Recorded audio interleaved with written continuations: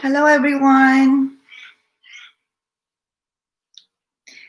Happy Saturday. Pasensya na biglaan ang ating live chat. It's because naisipan kong mag-answer ng questions ng iba sa inyo who are currently struggling to start their VA or freelancing journey.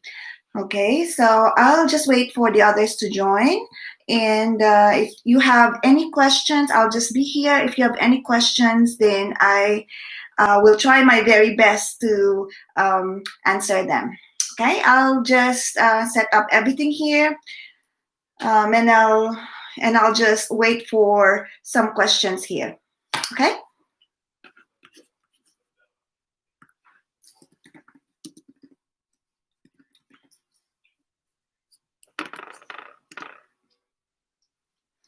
Hi, Carla.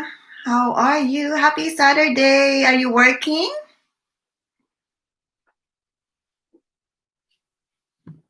If you have any questions about, let's say, where to get clients, if you have questions about a client who responded to you, to your marketing email, but you don't know how to respond to them, so, I might be able to help, okay? Yes, so I am also chillaxing, so chillax lang tayo ngayon. Chikahan tayo, okay? But you can ask anything about your VA or freelancing journey.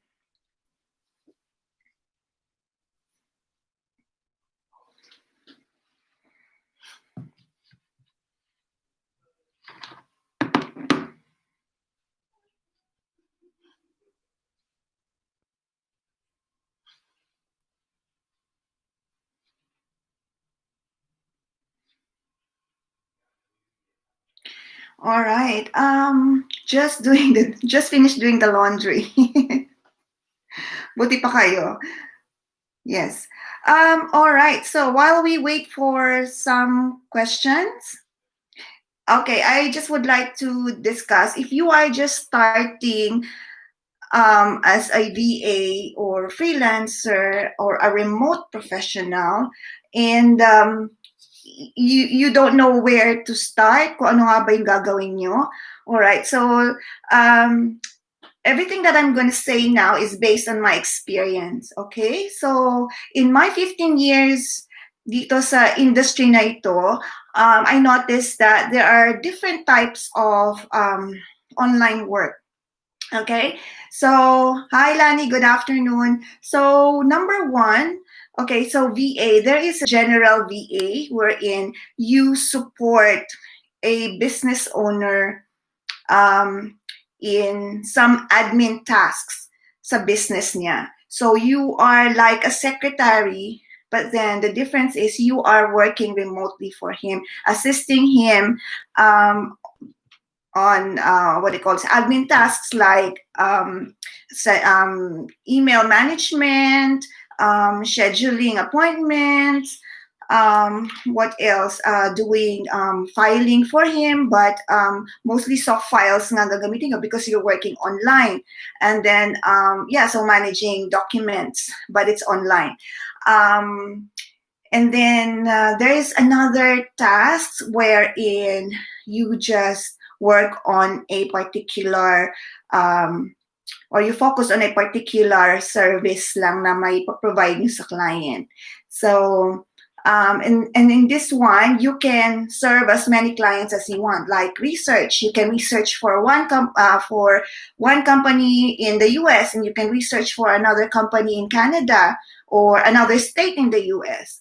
So this one naman is, let's say, this is more, mas malaki yung income nyo dito because you can work with multiple clients.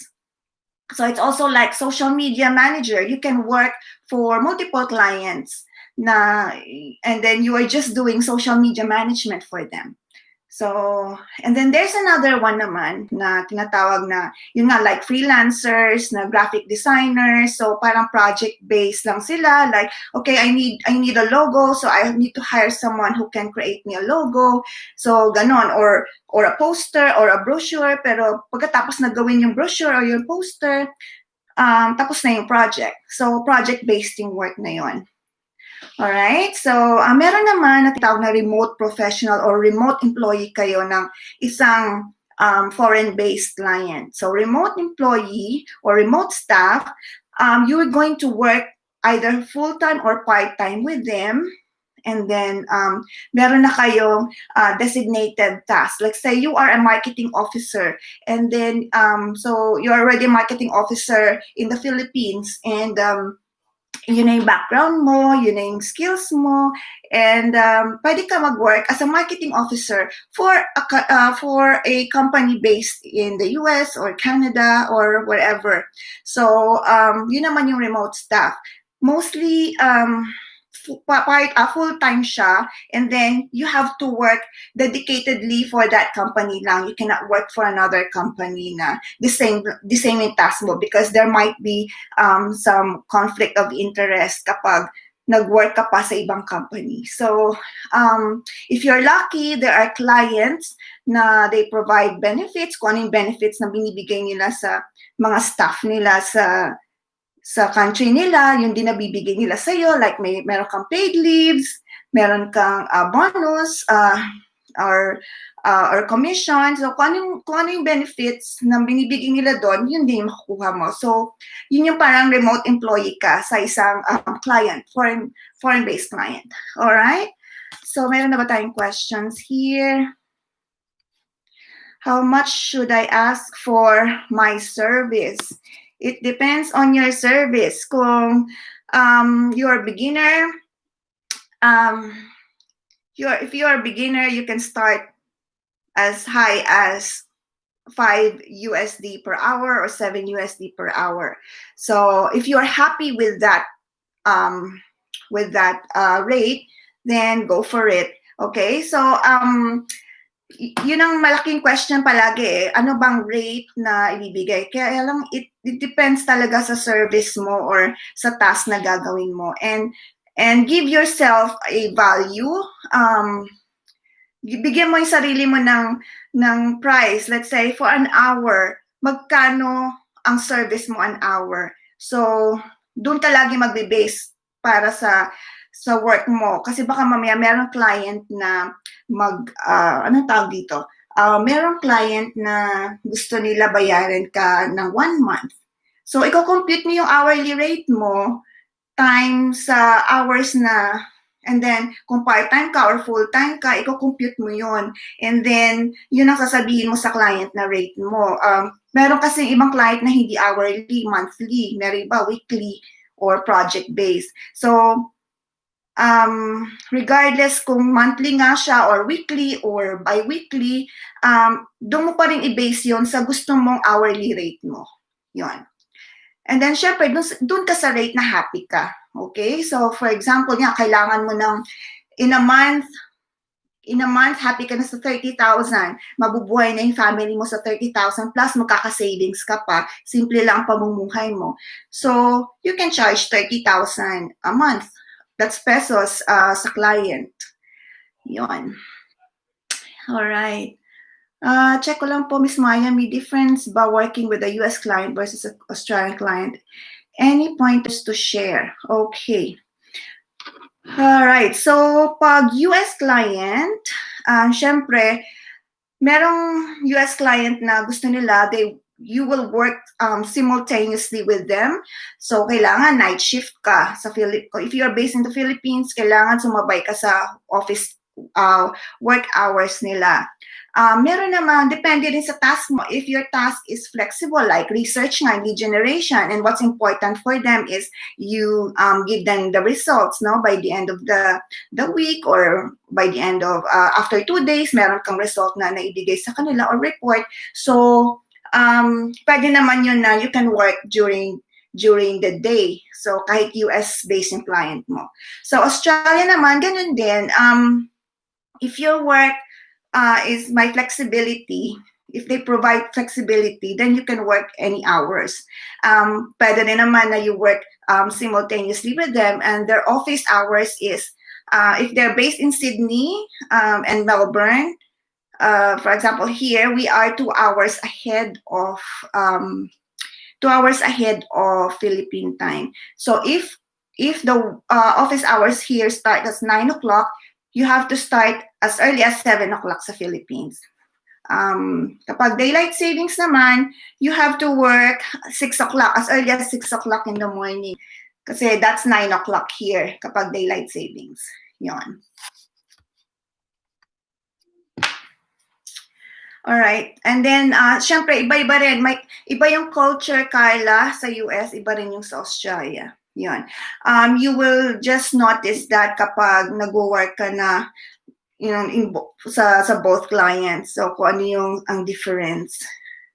Meron silang iba-ibang companies din, iba-ibang culture, iba-iba rin yung ways of working nila.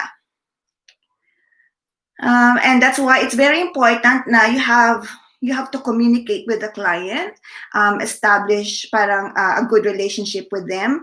Kasi dyan natin tawag dito, it will determine then kung gaano kayo tatagal dun sa trabaho ninyo. Yon. So have a very, very good relationship with your client. And then, kunyari, you cannot work on a certain day or time, you really have to be honest with them. Whether it's negative or positive, tell them the truth. And they will appreciate that. I just completed a GVA training here in Manila. And prior to that, I worked for 9 years as a Japanese speaker and admin procurement. My target clients are really either Australia or New Zealand. Okay, yes, that's good. And you can also target clients who are that are based in Japan, Nick. There are clients there na Western. There are companies in Japan na Western owned. So you get to you can get English na speaking clients. And then some of them, they require you to know Japanese language, how to speak Japanese. So may edge ka if you reach out to Japanese-based clients na Western-owned. Yun, pwede yun. So if you need more information about it, come to me. Message mo lang ako, PM me, and then I'll give you some tips on how to reach out to clients based in Japan. Because I can give you some ideas. Pwede po ba ako sumali sa training nyo sa September 7? Sure. Just, Janet, just follow the instructions in my video dun sa invitation ko. Send your resume dun sa email address that I mentioned. And then, resume and cover letter.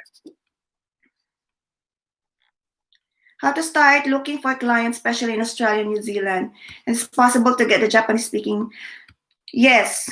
Yes. So, sabi ko nga kanina, Nix, you reach out to me and I can give you ideas on how to reach out to clients. And you can also watch the other videos, lead generation and research. You can apply it to your clients and you can apply it to yourself as well para makakuha ka ng clients para sa sarili mo. Okay. Tips po on how to answer questions during interview. Beginner po ako and nauunahan ako lagi ng kaba. Kaya siguro ako hindi natatanggap. Okay, if you have an interview and medyo kinakabahan ka, normal lang kasi yan eh. So, hindi natin matatanggal yan. But, just to gain confidence, no, i-review mo agad yung profile ng interviewer mo and the profile of the company. Kapag may alam ka na about them, medyo mag-gain ka na ng confidence and then practice some scripts before you interview. Siguro gather some like frequently asked questions. And in YouTube, ang dami-daming tips dyan on how to ace sa interview. So, makakakuha din kayo ng tips doon, and then just practice some lines over and over again hanggang sa ma-memorize nyo na. Okay? So, but it's very important na tignan nyo yung put a face in the name of your interviewer. Alam nyo naman, you can research them online, either Google or LinkedIn. And then, tignan nyo yung profile nila doon. And then, pag nakita nyo na yung face, like, magiging medyo komportable na kayong kumausap, or harapin yung client kasi nakita nyo na yung profile niya. Parang, parang kilala ko na siya kasi nakita ko na yung profile niya. Okay? And then you study about yung background niya. Kasi, during the interview, maganda rin yung may konting twist na pag-usapan niyo yung background. Baka meron kayong same interest, may nilagay siya sa portfolio niya online na pareho kayo ng interest. Like, for example, example lang to ha. For example, she loves dogs, yung interviewer nyo. And then nakita nyo na she's joining association ng mga pet owners. So, ikaw din, you like dogs. So, you can discuss it during the interview as well. Yun. So, yun ang magandang tip na pwede ko ibigay kasi don't make the, parang icebreaker siya during the interview tsaka para mawala din yung kaba nyo. So, research on the interviewer and also the company. Okay? Next, what other clients who are hiring zero-V experience? Most of the job ads are looking for at least a year. Okay. Next, I think you have an experience, no? Sabi mo nga kanina meron kang previous job experience. So, hindi naman kasi talaga kailangan ng experience as a VA kung meron na kayong work. Experience as a VA kasi siguro hinahanapan kayo nila ng knowledge and skills sa mga tools na ginagamit, no, as a VA. So, ano ba yung mga tools na dapat yung siguro pag-aralan when you get into this industry? So, look for remote desktop sharing apps. Ano pa ba? Yung file sharing apps like Google Drive, Dropbox, yun. So, yung mga sharing applications, and then what else, yung mga time tracker, yun, and also mga email calendar sharing, yun. So, and then basta lahat ng mga apps na pwedeng gamitin ng isang remote or online worker, pwede nyo i-Google yan, and then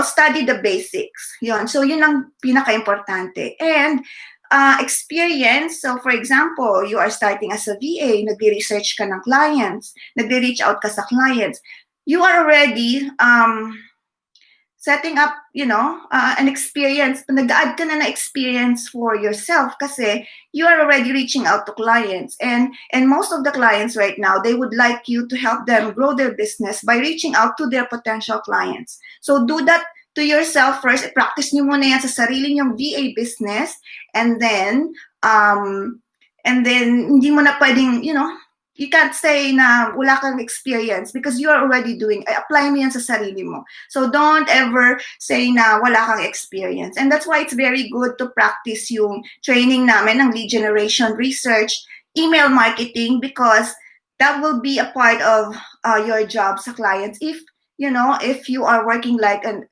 admin or researcher, yon. So maganda siyang start as a VA. Carla, may interview po kasi may interview kasi ako based in Queensland, kaya preparing po. Okay, good luck, Carla. Queensland is the same time zone ngayon sa Melbourne and Sydney. So we are 2 hours ahead of Philippines. Yon. Is that a bear on the wall? Okay, this is a koala. A koala is not a bear. Yon, basta koala lang siya. It's a marsupial. Yon. Because I'm based in Australia, so mayroon akong koala. Alright. Ano pong qualities ang hinahanap nyo sa free training nyo? Okay, dun sa free train, I have 2 types of training. Meron akong live training na It goes for 2 hours. Anyone can join, either experienced kayo or not experienced. You just register. Kapag meron kaming announcement, just register, follow the instructions, and then we will send you a link to a private Zoom meeting room or training room. And then yung isa naman, yung para sa beginners, ang hinahanap namin is yung no prior experience as a VA or freelancer. We are doing this because we really wanted to help the beginners, no, sa industry na to para makapag-umpisa. Okay? Para makapaghanap na ng client at tsaka para din makagain ng confidence, no? Mawala yung takot nila to get into this industry. Okay, another question. Ano pong basic skills pag nag-freelancing? Gusto ko pong subukan pero di ko alam mag-start. Okay, so nabanggit ko na kanina, no? So if you wanted to start, know more about mga online tools like yung mga desktop sharing app, file sharing applications, yung mga tools na yon, calendar sharing apps. Yun, if you wanted to be like a personal assistant, a general VA for a client. Yun. And then know more about yung mga gagamitin yung time tracker kasi minsan yung mga clients, wala rin silang alam on how this model will work. So parang kunyari, meron kang potential client na gustong lapitan, hindi siya online ha, hindi siya galing sa Upwork or any online job platform. Basta nilapitan niya potential client, nag-offer kayo ng service. And then wala siyang idea, alam niya, parang, okay, pwede kitang i-hire, pero how will we work together? So, yun, maganda yung ikaw yung mismo magsasuggest, okay, this is how we're gonna work. If you would like me to schedule appointments for you, we can use, calendar sharing applications. And then you can share with me your CRM if you would like me, or database of clients if you would like me to set up appointments for you, and then I can call your potential clients, and then arrange the schedule in your calendar. So yung mga ganon. So kailangan kayo din magsasuggest sa client kung ano yung mga tools na gagamitin nyo. And then kunyari, phone. Ito yung isa sa mga importante, no? Okay, may mga questions na, okay, so you want to call my potential clients or clients.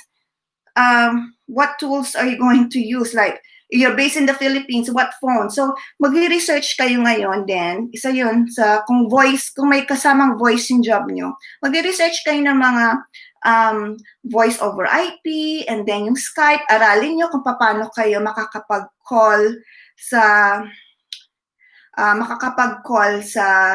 clients, sa mga potential clients. So, yung Skype, isa yun sa mga ginagamit namin ng mga aking mga staff ngayon na nag-work sa akin.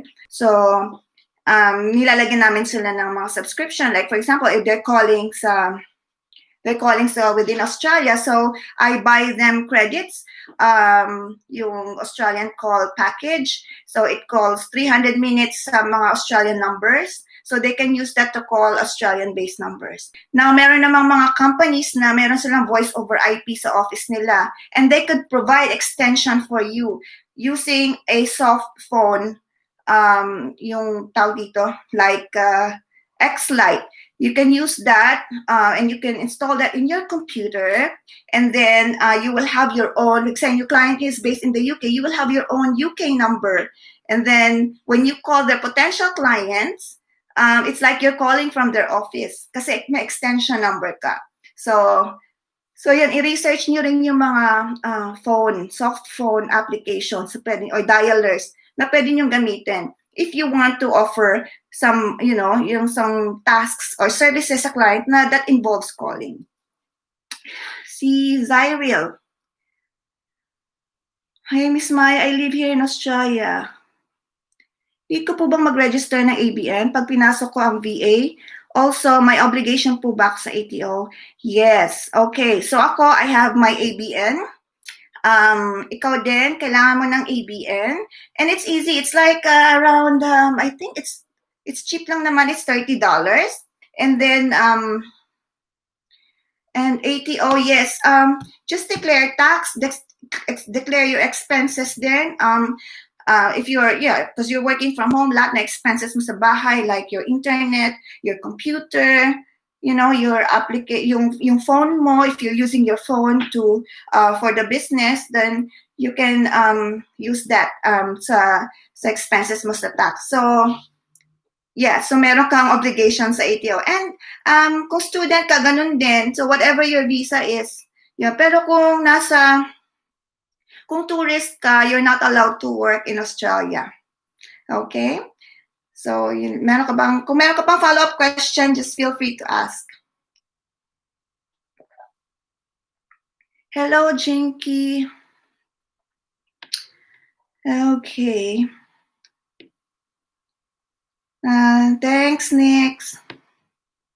Yun, so meron pa bang questions? Medyo hiningal ako doon.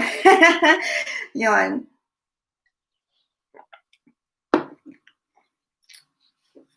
Okay, ano ba in demand ko ngayon na mga jobs?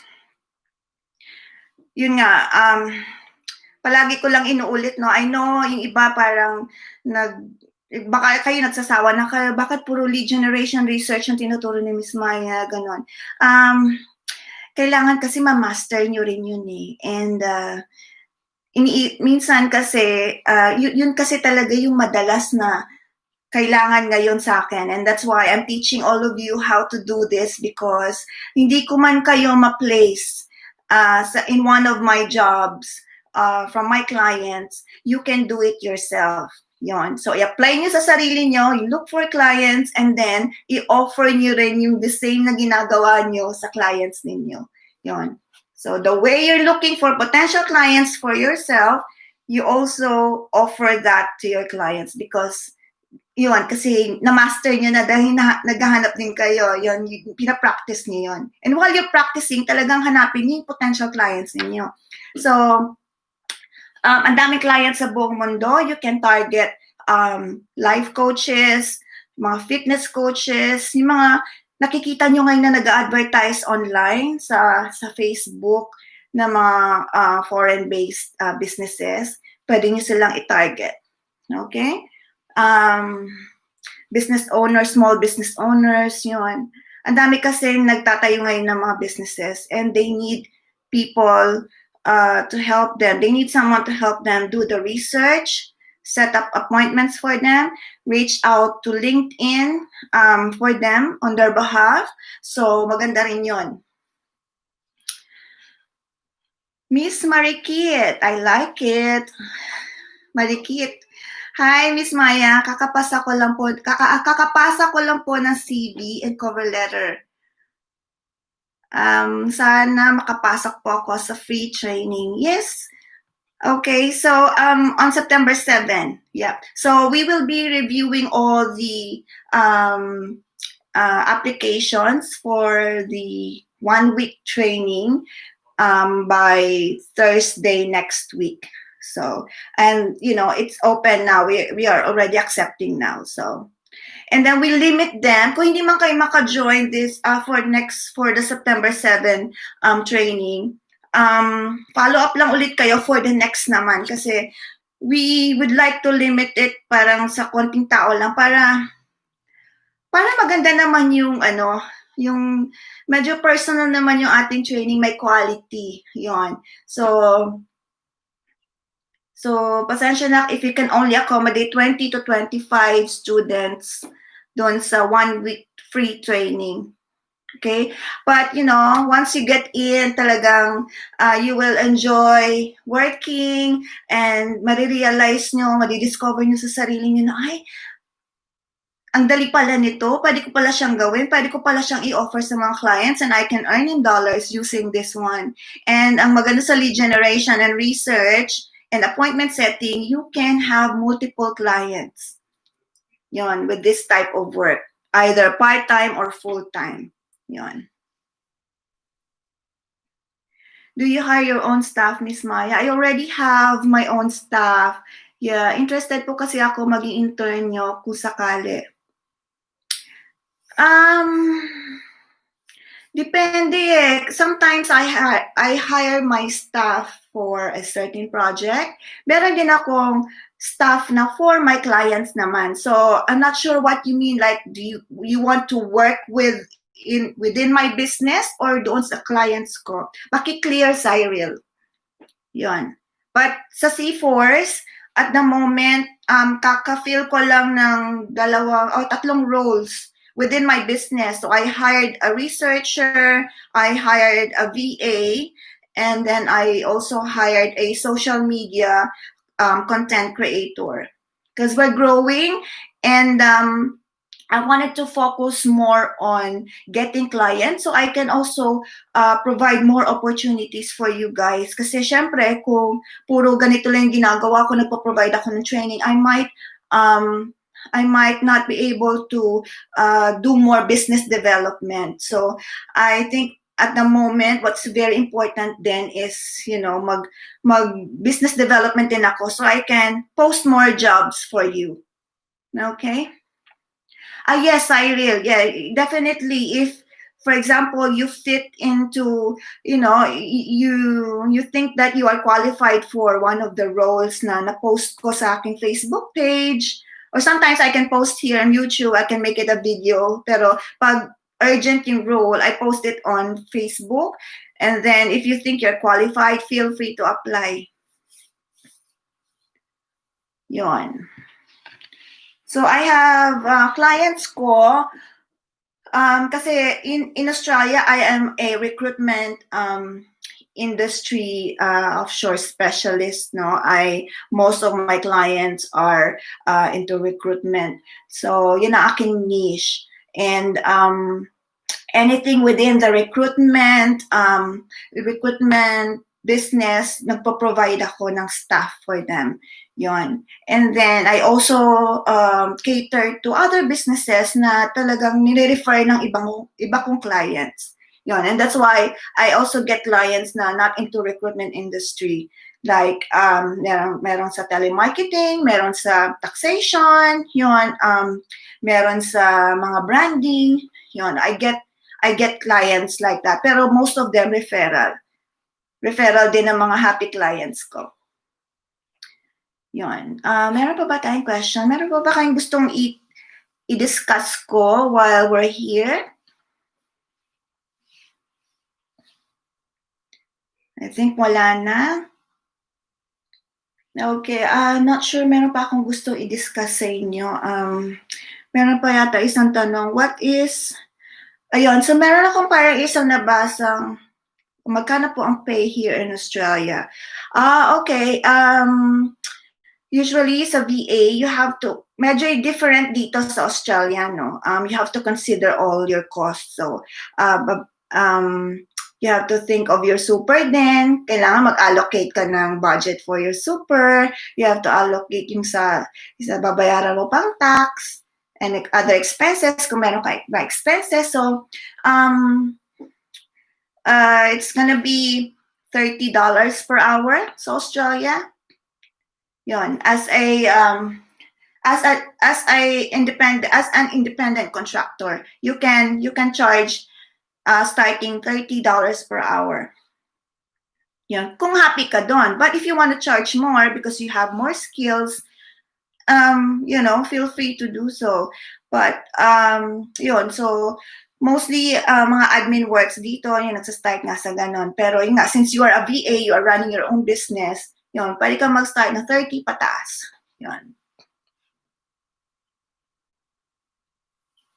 Saan ka sa Melbourne? Saan ka sa Melbourne? Saan ka sa Australia, Cyril?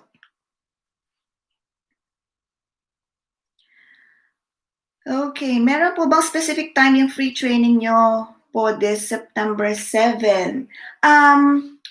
Usually, it's late in the afternoon. So, it's 1 hour per day, and it runs for 1 week. And usually, ang parang catch-up time is 4 o'clock or 3 o'clock in the afternoon. Yun. Cyril, okay, Sydney. Yun. So, Cyril, no? Yan. So, iba dito sa Australia, mas maganda meron kang ABN. So, it's like DTI sa Philippines. Yung mas maganda kung may DTI ka if you are planning to really set it up as a business. Yon. And you want to subcontract, no? Magsa-subcon ka ng ibang VAs. Maganda yon kung meron kang DTI. Yun, nakaset up properly yung business mo sa Philippines. And then, Cyril pala, I forgot to mention, no? You got to prepare some agreements then with your clients. Yung, kasi some clients don't have ito pa pala, it doesn't apply only to Zyril, no? If you want to offer your services, reach out to clients, potential clients, mag-prepare din kayo ng sarili nyong agreement and terms. Kasi merong iba na nadidelay yung decision ng client or yung pag-start nyo ng work because both the client and yourself ay walang nakahandang agreement. So, kayo, draft a simple term kung ano yung mga gusto nyong terms na how you would want to work with that for that client. Gawa na kayo, mag-draft na kayo, and it's better, no, to really seek advice from a lawyer para lang ma-check kung protected kayo dun sa terms or agreement nyo with the client. Yan. Pero kunyari confident kayo, okay kayo dun sa agreement, sa terms. So, you can proceed working for the client. You're welcome. Yun. And also, thank you very much po, Miss Maya. I will send my application sa training you. Yes, sure. Yeah. You can apply this, no? It's not just for Filipinos. Most of my audiences lang kasi talaga Filipinos, but my trainings can be, are applicable then sa mga Filipinos who are overseas. Yon. With regards to rate, talagang depende sa inyo how much ang kailangan ninyo na rate. Okay? So, parang ayoko kasi magdikta na, kailangan $3, kailangan $5, kailangan $10 ang i-charge mo. No. Nasa sa inyo talaga yun because it's your business. Okay? So, kayo lang nakakaalam kung magkano yung kailangan ninyo, yung inyong daily, yung inyong daily expenses, yung inyong, yung inyong gagamitin sa business, yun. So, kayo talaga yung magdi-decide kung how much talaga yung rate nyo na pwedeng i-charge sa client. Ako naman, in my business, for example, I got a client and then I always ask, no?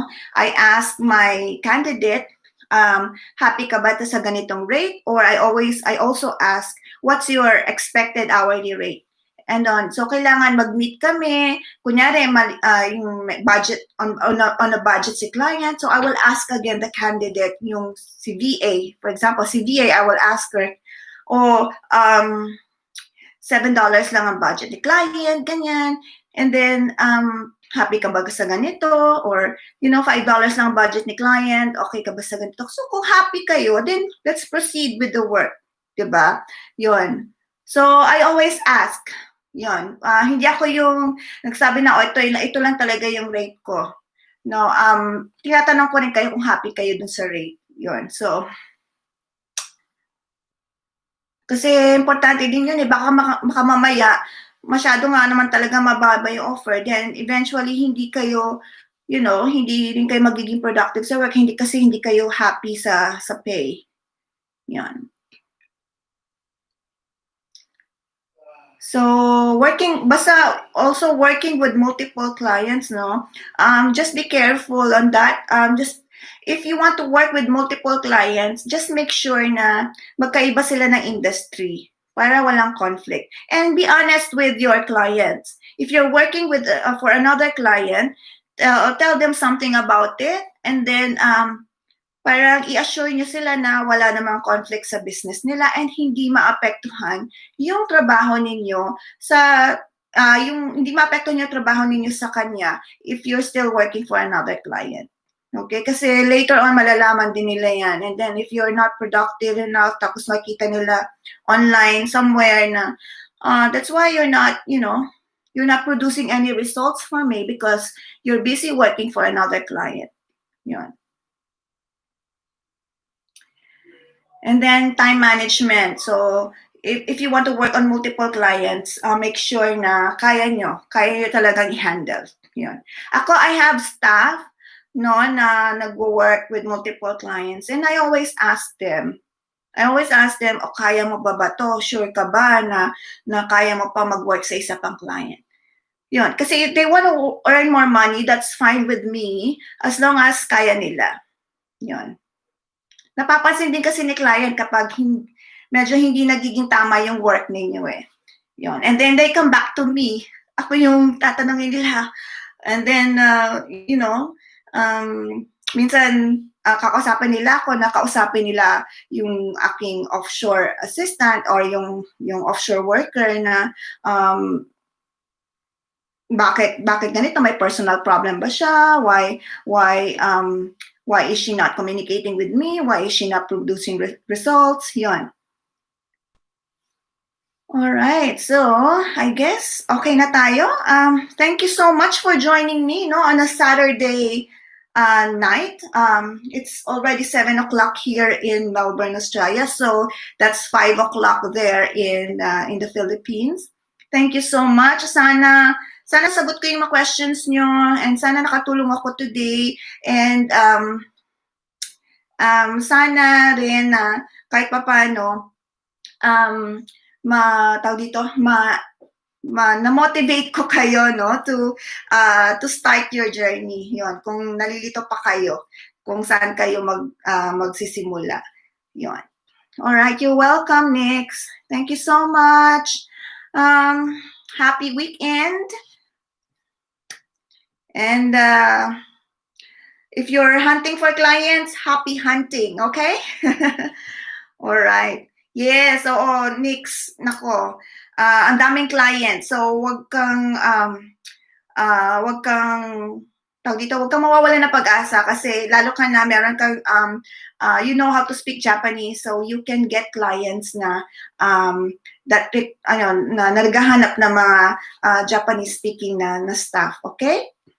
All right, so thank you again, everyone, and see you on my next live session. Nakaka-frustrate, pero go lang. Yes, oo, nakaka-frustrate. Go lang talaga. Naranasan ko na rin yan. Alright, keep safe. Alright, sige, bye-bye.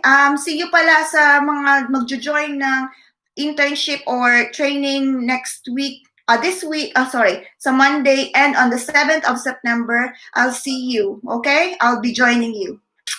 Bye!